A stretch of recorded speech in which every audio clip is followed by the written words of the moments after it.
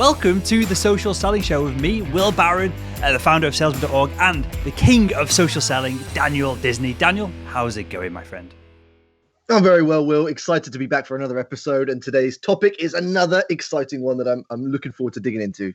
Amazing stuff. Well, we're going to get into LinkedIn articles, but just to follow up from the previous episode where we talked about LinkedIn's profile, the feed and all the content that we can put in there, we mentioned live content. And so in that episode that we recorded 7 days ago, I applied for LinkedIn Live, literally as if they know that we're recording right now. I've just been approved. And so Daniel and myself will do some LinkedIn Live Q&As in the not too distant future.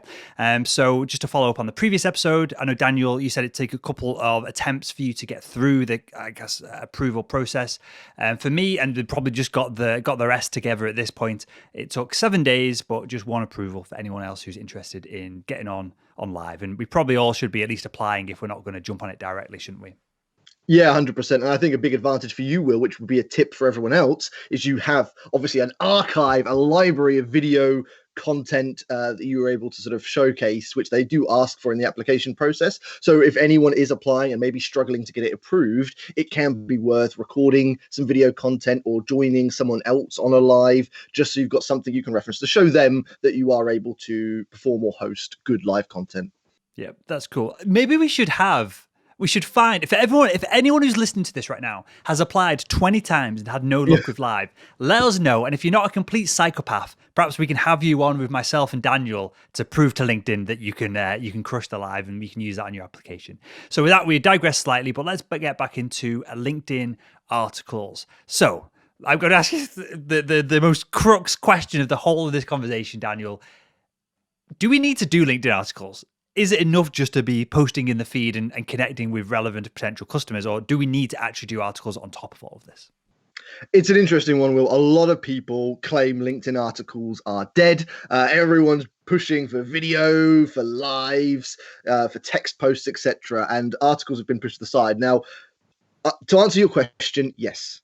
The ROI on articles is huge to this date. As we are recording this episode, articles offer one of the best ROIs from a business and sales perspective than any other form of content. They're not as prolific as they was about 5-6 years ago. I mean, I don't know if you can remember. I certainly remember when I started using LinkedIn, you'd log into the feed and LinkedIn Pulse was their article platform. It'd be right there on the main page. LinkedIn would push you into big communities, and they really had articles on a platform. Whereas now, there's so many other forms of content in the mix.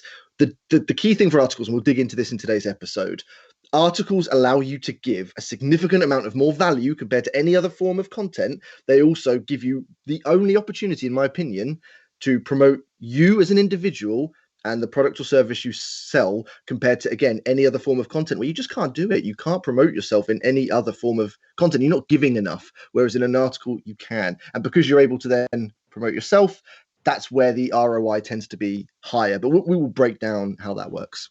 So I'm actually slightly surprised that you know that the ROI is so high on this. So we'll dive into that in a second. But yeah, going back 4 or 5 years ago, I used to see a bump in podcast download numbers when I used to just basically throw the transcript into an article and throw the podcast video onto the top of the article itself. And LinkedIn Pulse, whether that's automated, I don't know, or whether that was editors, they'd pick it up quite regularly. And I would see a bump in download numbers from that. It's one of the ways that we grew the show, along with a lot of paid advertising and other things as well. But I found, I just stopped doing it because eventually that bump stopped happening. Perhaps LinkedIn Pulse disappeared. I think now there's like a curated box down the side of LinkedIn with links to articles, and I don't see. Well, let me ask you this: when I post an article, does it even appear in the feed anymore? Because I can't remember seeing an article being automatically shared in the LinkedIn feed forever. It does. Again, it will be similar to all other forms of content where it'll probably only be visible to a certain percentage of your network. And obviously it's only a small amount of them will see it at first, and it will sort of expand as time goes on. But yeah, no, it still does pop in the feed. And the key with anything, it's about quality. So you might be scrolling past articles that just look dull, have dull subject titles, poor images, and you just don't notice them. They just become part of that white noise. But good articles done right will stand out. They will capture your attention, and they are appearing and they are generating, good numbers. So you said the magic words then, grow over time. Is that the difference between our LinkedIn feed posts versus an article, in that the feed posts, maybe they live for a day, a week, a month, maybe, even though they're still there, but they just get tanked in the algorithm, whereas articles are more searchable, the longer form. Maybe Google starts to pick them up and treats them as a piece of content in its own right. Is that the difference between a post in the feed versus an article with regards to like the longevity of it? It's a definite advantage. They're very similar in terms of how they appear on the feed and that initial engagement. You can't really differentiate them, but they do last longer. I had someone, actually, this is funny. I had someone like a blog I wrote in 2017. So what's that? 4 years ago, last week. I don't know how they found it. I don't know how, because I mean, I must have written about 400 articles, and a significant amount of those over the last few years. How they found it, I don't know, but it goes to show, and I do see that engagement does sort of trickle and continue over a longer period of time compared to posts. Posts do die out after a few weeks, as we discussed last week. Articles quite clearly can live for years. Okay, so we're going to get into the structure, headlines, images, whether we should storytell, whether we should quote people. We'll get into all of that in a second. Before we get into that, Daniel, is there anything we need to know about articles from an algorithmic standpoint, or is there any massive do's and don'ts before we get into the very practical elements of step 1, step 2, step 3 to create them? I guess the first thing I'd probably put down is a bit of a warning. Articles take time. They are, compared to all other forms of content, the most time-heavy requirement. And the benefit, again, when you do it right, is the good ROI that comes from it. But you're looking at probably 30 to 60 minutes to put together a good article, assuming you are, passionate and knowledgeable about the subject. Shouldn't take you a lot longer to write a decent LinkedIn article. But that's a big time commitment, considering it will take 2 to 3 minutes to record a video, 5 minutes maybe to write a text post, 1 minute to take a photo. It's a big time commitment. So it takes time. And again, you need to be confident in what you're writing about.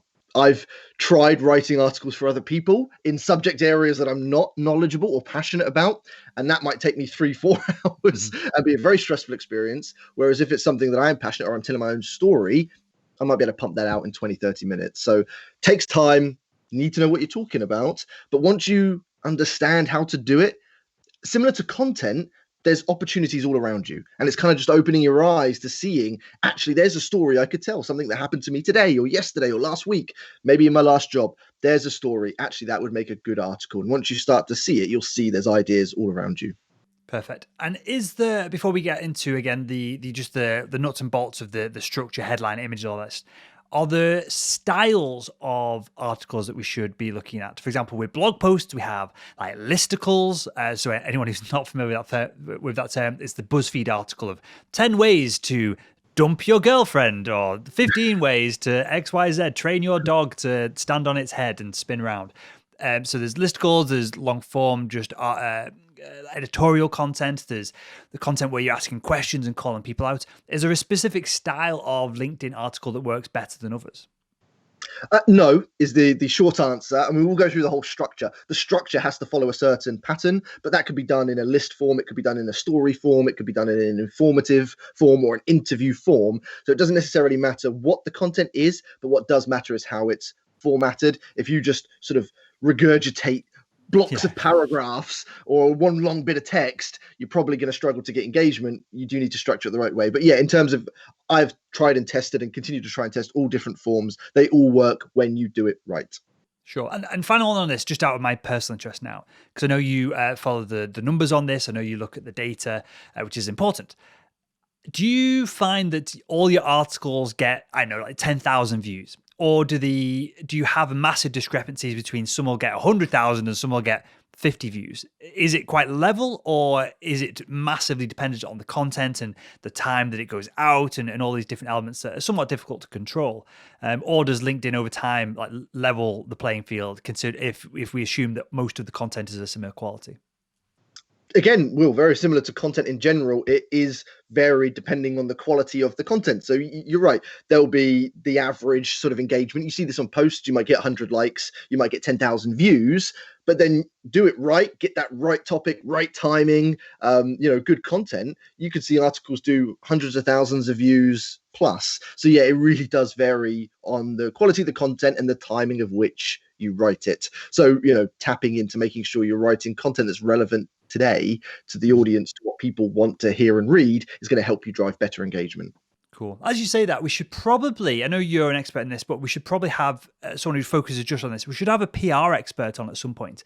That'd be an interesting, like, three-way conversation to look at how to spin the news. So wake up in the morning, what's happening right here and now. And I think there's an element of thought leadership of disseminating daily news or weekly news or business news in a format that people like to consume because they want to consume it from you as opposed to from the BBC, Sky News, or someone else. So that might be an interesting show to do in the future. But let's get down to, because we've been kind of teasing it a little bit. Let's get down to the nuts and bolts here. I guess the first place we should probably start is with the headline, because everything else is going to be based on that, right? Do you have any structure, any techniques, any tips for building a headline that gets clicks? Because if nobody clicks on it, there's no point in writing the rest of it.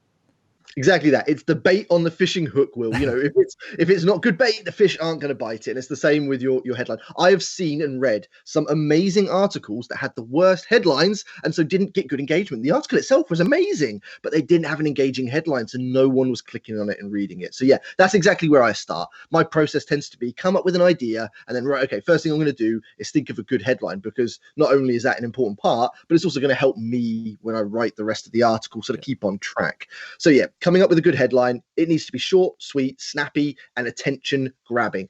Word of warning, that doesn't mean make it clickbait. We don't want clickbait stuff where you're going to lure people in and then it has nothing to do with your title, because you'll just annoy people and it's going to backfire. So a good catchy title that's relevant to what you're posting. I try and stick to one line. So obviously you can go on to 2 lines. 2 lines can be just as successful, but 1 line obviously packs a better punch. And again, just try and make it look good. I'm a capital person, so I like to, it's a title. So I think every word should start with a capital letter. Again, doesn't mean you can't be successful with non-capitals. Just depends on the tone of your brand and the tone of the article. But yeah, think of your idea and then just try and simplify it in as an engaging as possible title that you think is going to grab people's attention. Sure. One thing I like to do, I know it works, it's worked well for me on LinkedIn, and it works especially well on the Salesman podcast. So now anyone who's consumed this content in the Salesman podcast or the salesman.org feed will now see this in almost every show I do. I will say something that's relevant and useful, how to create better LinkedIn articles. Then very often in brackets, I'll put why this is really important. So this is what you should be doing this. And people are like, okay, LinkedIn articles. Then in brackets, do this because X, Y, Z. Data shows X, Y, Z. Or if you're not doing this, this is happening. Or X equals Y. These kind of formulaic sentences in the brackets after the fact. I find that increases clicks. It could literally be about 2, 3, 4, 5 times. Because we all know that we should be improving. And I'll do it in this episode as well when this goes out. We all know we should be working on LinkedIn articles and different things, but if the next post in your podcast feed or on YouTube or wherever you consume this content is, I don't know, Logan Paul is boxing Floyd Money Mayweather, it's clearly as tempting to go to that video than this one, even though there's actual educational value in this. So I always like to, again, not clickbait, it's true what I'm saying, but give you what you need and then give you what you want in the bracket afterwards. I find that structure works well.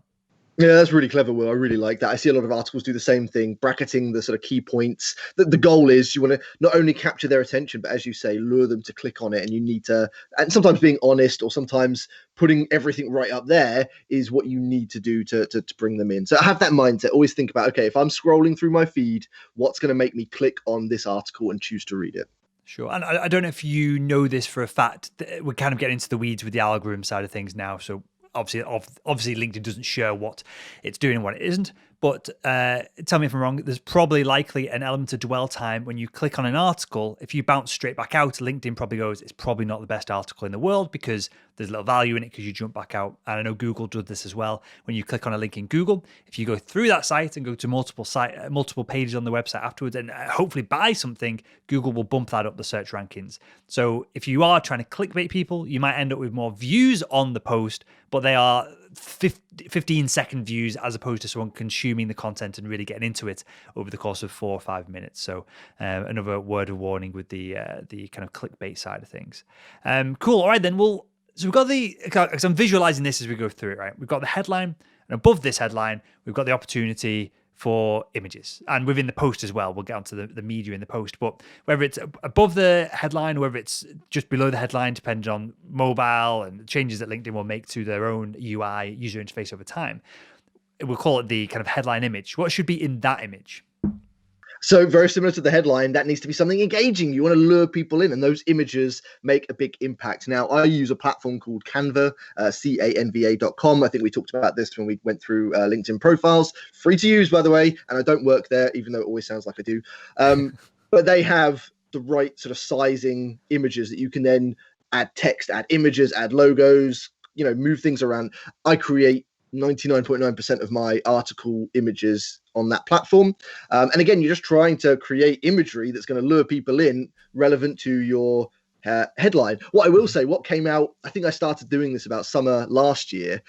You're also now able to have a GIF or a GIF, depending on how you pronounce it, as your article image, headline image. So you've got this sort of, 2-3 second looping video, which again stands out so much more in the LinkedIn feed, which you can have as your article headline image as well. So it's trying to create something relevant. And obviously, I'm all for good memes and stuff like that, things that are going to grab people's attention, provide a bit of entertainment, but lure them in to want to read your article. Now, if you're doing a top 10 list, then you want just a nice, strong top 10 style image. But if you're writing more of a story post, then find a good image, whether it's humorous, whether it's relevant. It could be a photo of you, but something that is connected to the title. I see a lot of people use images that aren't actually connected to the title. And again, people will just scroll past that. Yeah, I'm gonna say this, just again going slightly off topic for a second. I hate seeing GIFs on platforms like Facebook and on LinkedIn. It's so and this is, I guess, sharing how effective they are. I find them so distracting. So I really don't want LinkedIn to turn into you. I think we're similar age, Daniel, so you'll probably appreciate this. Turning into MySpace. MySpace started off as a nice, clean platform. There was a bug that then got exploited by every single user where people would change their backgrounds. There'd be, I don't know, rainbows following the mouse cursor as it goes across the page. There'd be kind of background music. You go on your mate's profile. It'd be like, back then it'd be blasting like Limp Bizkit or someone in your face. Hopefully LinkedIn doesn't go down that route, because there's clearly a user, there's a benefit of being a nice, clean, easy to consume content site, and that just shows how effective GIFs are. In that I probably will click on them, but I hate seeing them because they're so distracting to me. So with all that said, then let's touch on this within, because we're talking about images, let's touch on media within the article itself. Is there a benefit to including video, images, pictures, or should we just keep the main body of the post itself in text? Text needs to consume the majority of your LinkedIn article. Obviously, it's an article. Articles are written. But again, what you've got to remember, Will, you kind of mentioned it earlier, not just for the whole dwell time algorithm perspective. You want people to read it because you want them to get value from it. You want them to get to the end so they can learn about you. And more importantly, hopefully, you want to get conversions. You want people to then become leads, become sales opportunities, become prospects and customers. So you want people to go through that entire process. Now, what's important to get them to the end is to make it engaging to read, and images, videos, quotes, links, all these things that you can insert will make it flow so much better than just blocks and blocks of text. Again, has to be relevant. Don't just do it for the sake of it, but have things that make it flow nicely. It's like you're taking people on a journey, and we'll go through all these sections in a minute, but you want to open them up with a nice starter, really capture their attention. Yes, I want to read more. Then take them through the story, take them through the middle, and then have a nice, inspiring or educational, motivating end that makes them feel satisfied with what they've read. And then you get to talk about yourself at the end, and they're going to be all thinking about you in a positive way, and then hopefully come through the end wanting to either get to know you better or potentially inquire as to how you might be able to help them. Sure. Well, let's do. Let's do. I can't remember what book it is. Is it now 7 Habits of Highly Effective People? Let's start with the end in mind here, and then we'll go to the structure itself. Because I might be able to add more to that part of the conversation here than what I can add to the technical sides of it. Right. Starting with the end in mind. What is the point in creating an article? It's somewhat of a rhetorical question because we've touched on it already. It's to educate, inform, and get in front of a potential buyer. But how do we know if what we've done has worked? Do we need to include links to our products that we can track within the article itself? How do we start with the end in mind here of making sure that we are creating content that drives conversions as opposed to just drives attention and eyeballs of random people who don't really care about our product or service? Well, that's a good point, Will. And just going back to what you were talking about, clickbait articles. Yes, they might get you some engagement, some extra views, some extra likes, but they are highly, highly unlikely to convert anything into business. So it becomes vanity, which ultimately is insanity. So yes, the goal is to generate business. Now, at the end of the article, there's two things you can do to help with that. The first one is a CTA, a call to action, because you want to drive engagement. Now, with LinkedIn, you can't see the views. So if I have 100,000 people read my article, that's great, but I can't see who they are. So there's no outbound opportunity for me to contact them, communicate with them. However, as soon as they click like, as soon as they write a comment, or as soon as they share that article, I can see them. If I can see them, I can send them a message and I can start a conversation. So there's a lot of opportunity that way.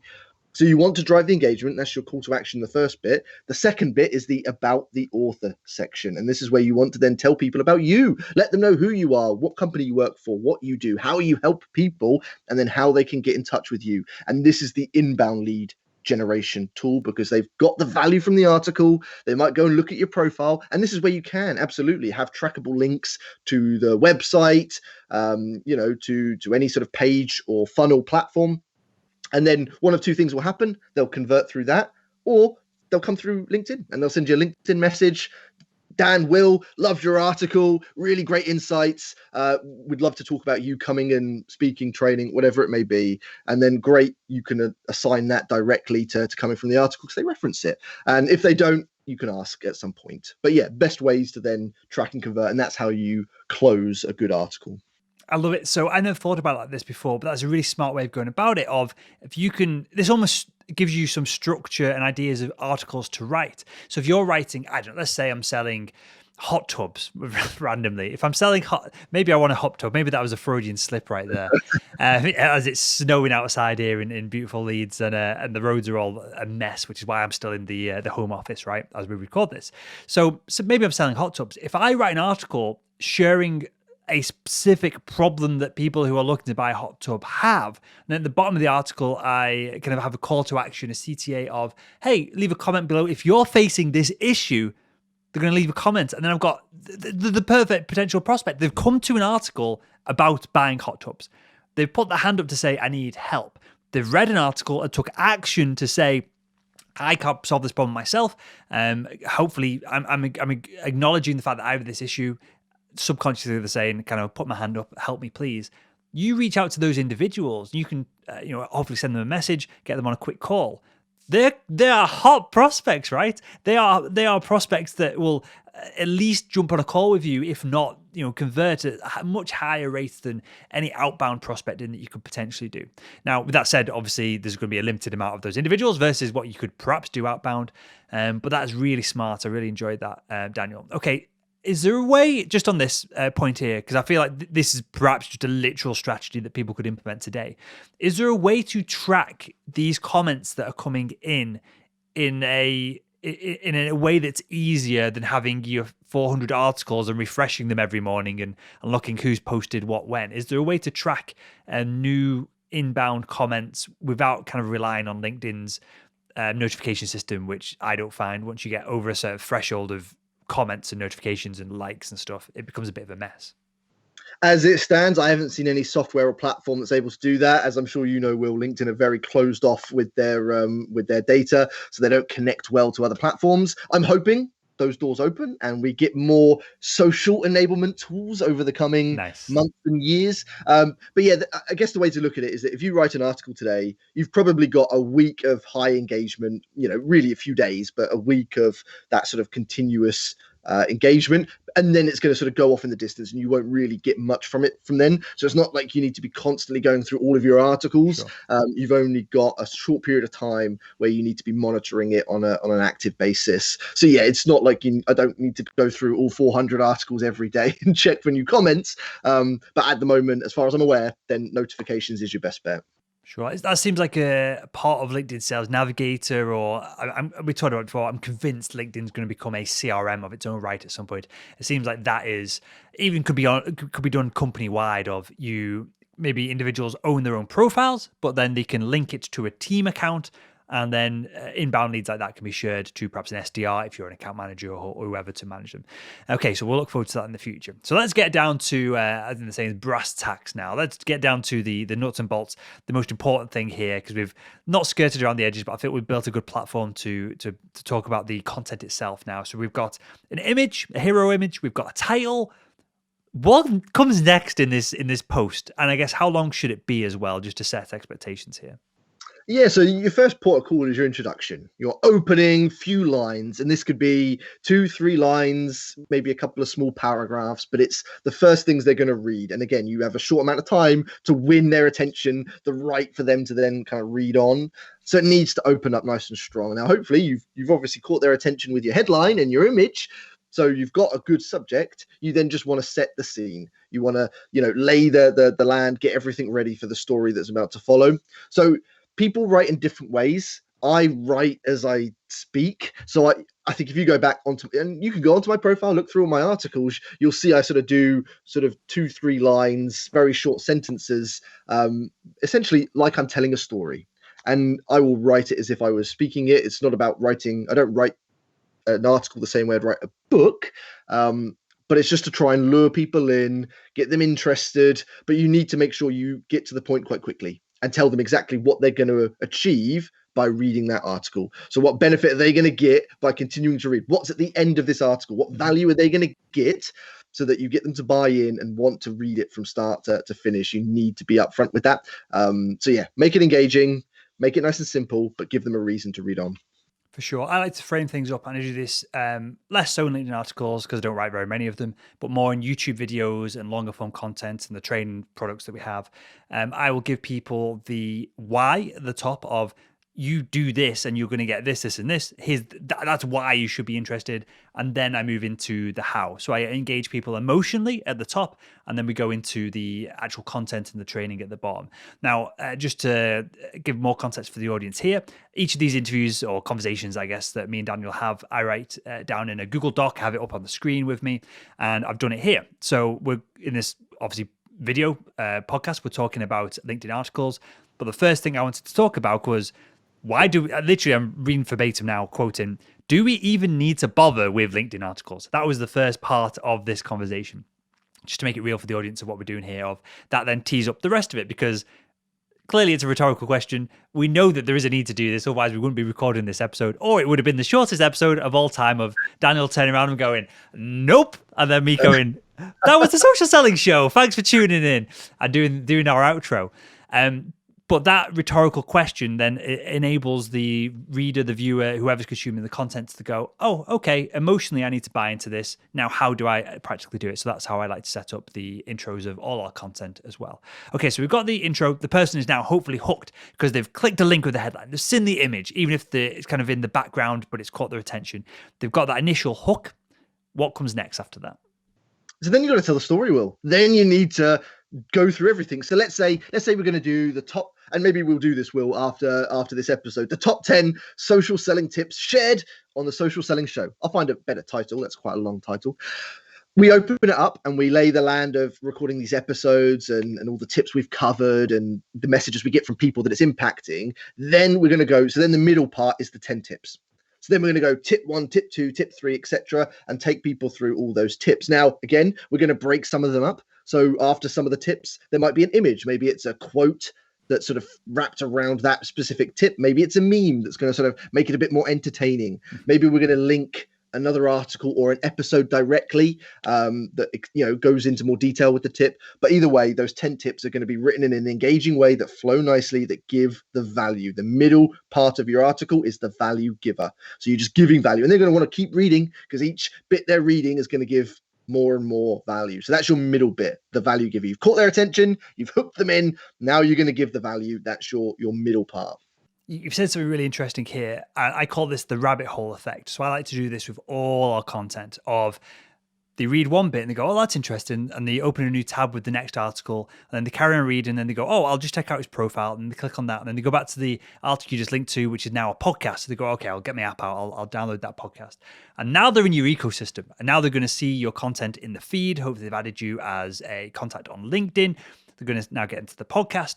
And so these multiple threads, marketers call it some pretentious term, I can't remember what it is, but essentially you're multi-threading the marketing that's coming at them. So they're seeing it from all different angles. So that's what I really like to do with our content, whether it be video, audio, smaller pieces on social media, the LinkedIn content that's definitely coming. We touched this on a few episodes ago that Daniel's going to coach me through a little bit of LinkedIn training, and we're going to measure the before and after of either my own profile or maybe salesman.org's profile, because that's even less traffic, as zero traffic essentially. So that might be a better case study of improving that as a corporate profile. But that's all coming. So the story element of this now, you can give me your thoughts on this, Daniel, but I like to think of this as the classic, the hero's journey. So every Disney film of all time, dead simple. Someone or something is kind of stuck in a rut. They're plodding along. We'll use Lord of the Rings, right? Frodo is happy as heck, living in his little hobbit hole. And then something comes and shakes up everything. Now, with Frodo, it's the ring, it's changes, it's Gandalf, it's forces beyond his control. He has to then go and grow and change and develop and improve to then go back to, most of the time, they go back to their old life and they say, hey, this probably wasn't what I wanted originally. And now I'm a better person for this and I can move on and I've progressed in my life. Now, in the Lord of the Rings films, let me ask, do you enjoy Lord of the Rings before I go too far into this anecdote? I'm all for Lord of the Rings, Will. Carry on, I'm loving this. So I've not read the books, but I know one of the criticisms about the films is that at the end of the books, it's called the scouring of the Shire, and the Shire's just been decimated, whereas in the films, they all go back and it's all happy and friendly. So the point of the scouring of the Shire was that the hobbits now need to, again, develop, change, and grow, and the cycle doesn't just stop with a nice happy ending. It continues forward. And I think it's because Tolkien, the author, was... it was a kind of outspoken about war and all these kind of things. So the book was supposed to be a metaphor about war never being good and being bad. And I think George R.R. Martin wanted to double down on that with Game of Thrones, and that's if you've seen the TV show, won't ruin it if anyone's just reading the books. That has a similar kind of effect of he wants to paint a picture that all war is bad. So with that being said, these different stages of if you're describing a case study of an individual within a post, or even if you're doing a listicle, it could be the fact that this, and this is kind of standard what you should be doing. But if shit hits the fan, this is what you need to be doing. And then the last few points could be at the end of doing all this, you'll have these benefits as well. So that's how I like to structure all our content with this. You'd think it would get boring over time because almost every single film, piece of content, anything that's decent media-wise uses the hero's journey structure. But clearly we're wired as humans to really kind of absorb these lessons because that's how we would have learned around the campfire, I guess, thousands of years ago. So is there anything to add to that, Daniel? Do you use any other structures, or is the hero's journey a fair way to approach this? No, I think you're right, Will. The hero journey is a tried, tested, proven method that will work for many years to come. Again, it's about taking them on a journey. It's about giving them value, and it's about making it as engaging as possible. You want to get them from start to finish, and the only way you're going to do that is to write something engaging. What I will say, we're talking about this in quite an in-depth way that could be quite scary to people. If you've never written an article before, if you're not a writer, you might be listening to this and thinking, oh my God, I can't do this. I'm not a writer, Will. Like, I didn't study literature. I say I'm not a writer. I've got 2 books, I guess. So yeah, okay, technically I am, but I'm not a trained writer. I have very little confidence in writing. What I will say is that choose subjects and topics that you're passionate about and knowledgeable about, because you'll find it a lot easier, or your own stories to tell, and then just practice. Before I wrote my first article, which I think I wrote in 2015, no experience in writing. Mm-hmm. I just wrote something, and I think my first one was a listicle one. It was a couple of sales quotes that inspired me, but that got me started. And so start in a nice, simple, easy way. Anyone can write. Trust me. Like I say, no writing background, lots of articles now. anyone can write. Don't be intimidated. Everyone has the power and potential. And salespeople, especially, a lot of salespeople have good writing skills. They craft good emails. They craft good proposals. It's just turning a slight creativity switch and looking at it in a different way to sort of telling stories. So yeah, for anyone who's a bit nervous about writing articles, most of you will probably have some ability to do it. It's just about practicing, trying, and getting better. You took the words right out of my mouth then. And as salespeople have to become thought leaders in their industries to stay relevant as we move forward, as social selling becomes more and more prevalent, you have to learn to write. You could, that's not true. You could also be incredible at video perhaps and just double down on that. But even with the video stuff we do over at salesman.org, it's all scripted. And I, to be fair, I write it, then it goes off and gets edited. And then we have a learning designer who goes through and makes, like kind of doubles down on the principles of learning and teaching that I'm not an expert in to make it more consumable. But I write it all. We've written now over 1 million words of content in our training product, right? Now, the Bible is about 700,000 words. We have more training content than the Bible. And one of the most important things that we're doing right now is culling it back. So taking out some of the extra words, essentially, that don't need to be there to get the message across. And one, if anyone's listening to this, and you do want to learn how to become a better writer, which then translates into video content, emails, and everything else, a book I always recommend is called On Writing Well. And that really taught me in a really non-snotty, kind of stuck-up educational way, which I find a lot of training on language tends to be very academic. This book is written for people who want to, basically us, people who are not trained authors, who didn't go to, I don't know about your education, Daniel, but I went to uni to do chemistry, definitely nothing to do with language or writing. And so that book I thought was really interesting, really well put, and it taught me a bunch of stuff. Like one thing I see, and I have to correct myself all the time, is I'll have one sentence that talks about something, then in the next sentence or the next paragraph, I'll just write it or they or that, and I won't reference what I talked about in the first paragraph. Now, this sounds like a little thing, but just changing that and changing that it's that, this, what to the individual or the object that you're talking about again made a massive difference to my writing. And my YouTube clicks, views went up because my content was easier to consume. That was one of the things I took away from that book. So highly recommended. I'll put it in the show notes to this episode as well. And on that, Daniel, you wrote 2 books, which is incredible, right? Do you have any resources or recommendations for someone who does? Perhaps they're slightly more introverted. Perhaps they're happy to sit and write long articles because they know that'll drive traffic, and they'd rather do that than cold call, or personality-wise, they're better suited to social selling and creating content. Is there anything you recommend other than your own books, obviously, to help people become better at that content creation process? Do you know what, Will? In all honesty, I haven't read books on writing. I read books on sales, and that inspires me in a lot of the content that I create. I think a lot of the learning I do is from listening to podcast episodes like this, watching YouTube videos, just listening to people, or networking with other authors that I can learn from them. Sure. So I'm very lucky to know a lot of the sales authors now around the world, but that's really helped me in my journey, talking to them, listening to how they write, obviously reading their books and kind of consuming that journey. That was helpful for me. What I will say, Will, I know at the end of this episode, hopefully if we've got a question, we're going to give away a copy of my book. What I will happily add into that is I'll get a copy of the book you just recommended. So whoever's got some questions coming in, let's give them a copy of that book as well. So they get the writing book and then my book, and hopefully tons of value. Perfect. And you can ask your questions or comments on the show over at socialsellingshow.com. Okay, so final one on this before we get to the audience question from Ashley. I hope I'm pronouncing that right. Final one, because I don't think we've clarified this. How many words should a LinkedIn article be? Now, of course, the answer is how long is a piece of string? But what is the most effective number that we should, before we start experimenting, what should we aim towards? So I've, again, from writing 400 articles, I would say the optimum number is around 1,000 words, give or take a couple of hundred on either side. Anything much shorter than that, you're not giving enough value to really justify it. It's probably better as a long form text. Any more than that, and you're going to struggle to get people to read the entire thing. So yeah, around 1,000 is your optimum number from experience.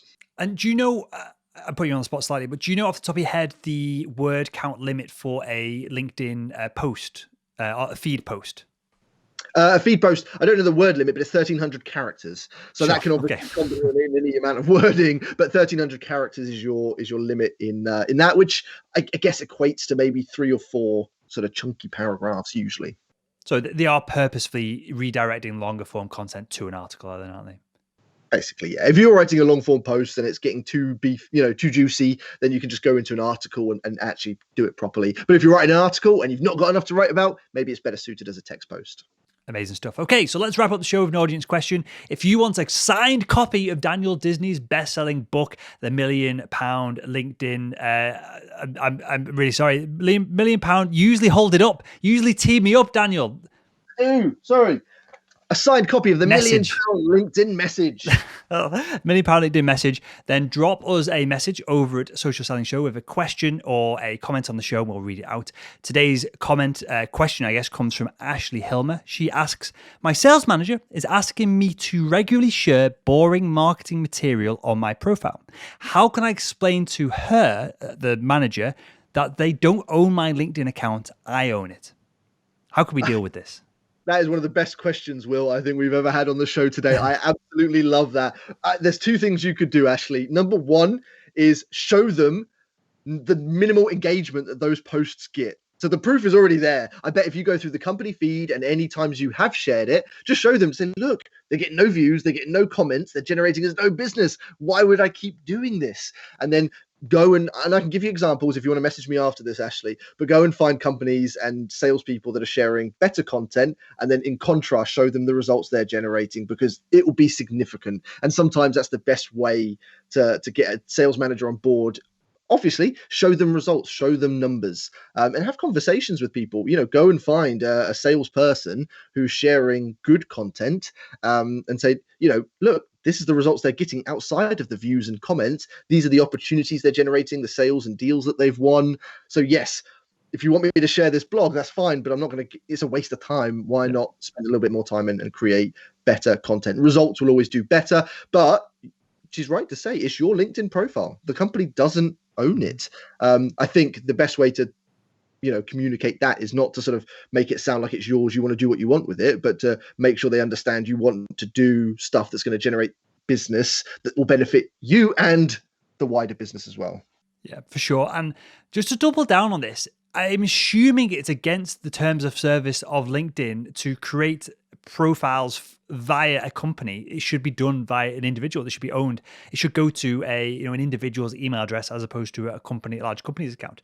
So for them to ask you to do things like this, it's probably against LinkedIn's own terms of service.